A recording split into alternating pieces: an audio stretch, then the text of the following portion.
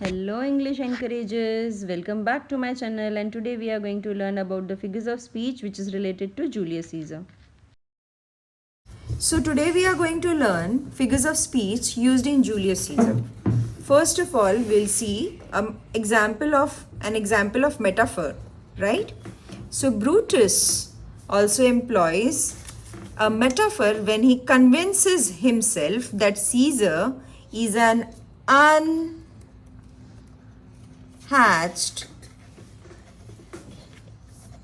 snake.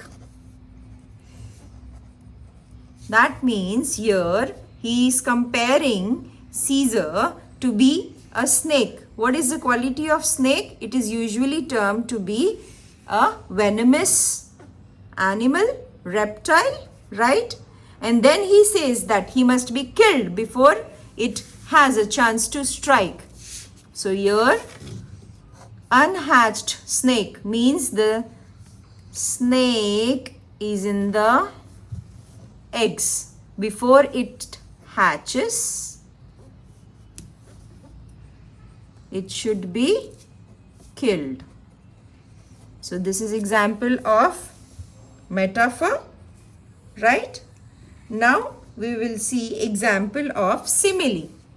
So this is a direct comparison, and simile we use like and as for comparison. Now in Julius Caesar, okay, here there is a speech, a sentence called I am constant as a northern star. Now northern star is supposed to be called as constant. It does not changes its place. That is why it is also used to determine the direction many a times, also in olden days.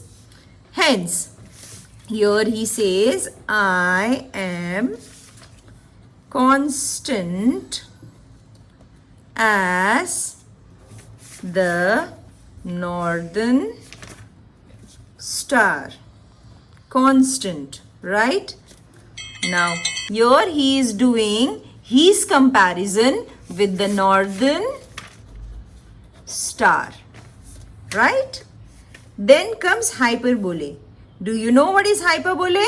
Yes, bowling hyper. Okay, no kidding. When you exaggerate a sentence, that time we say that it is a hyperbole. Now, one of the generals, Flavius, tells the crowd that they should not be celebrating. Instead, they should go to the Tiber river and weep into it until it overflows. So, what was his speech, dialogue? It was weep into river Tiber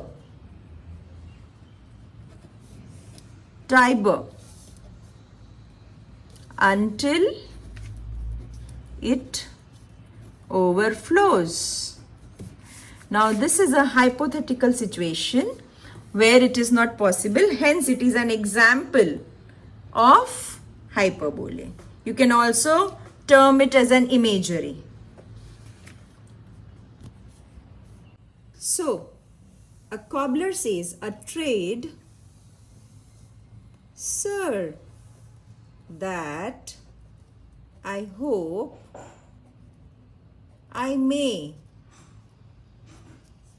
use with a safe conscience.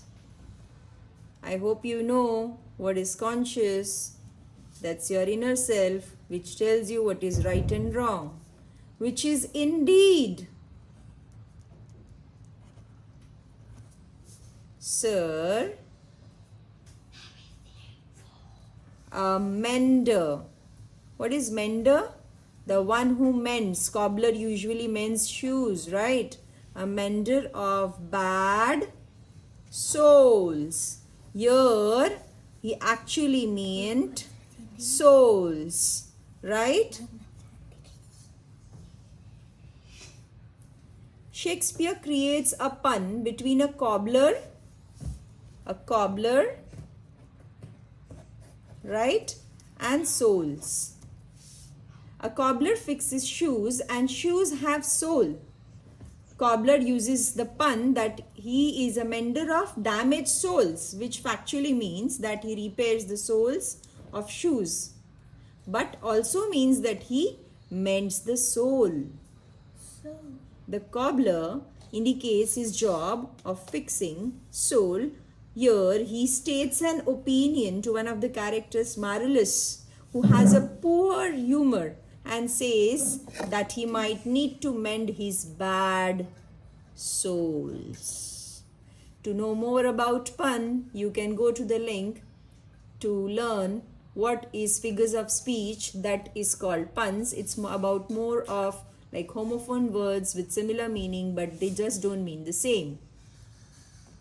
So in the play Julius Caesar, Mark Antony uses juxtaposition to turn the crowd against Brutus and convince them that killing Caesar was a dishonorable crime because Brutus again and again was termed as honorable and faithful. Right? As he says, but Brutus is an honorable man.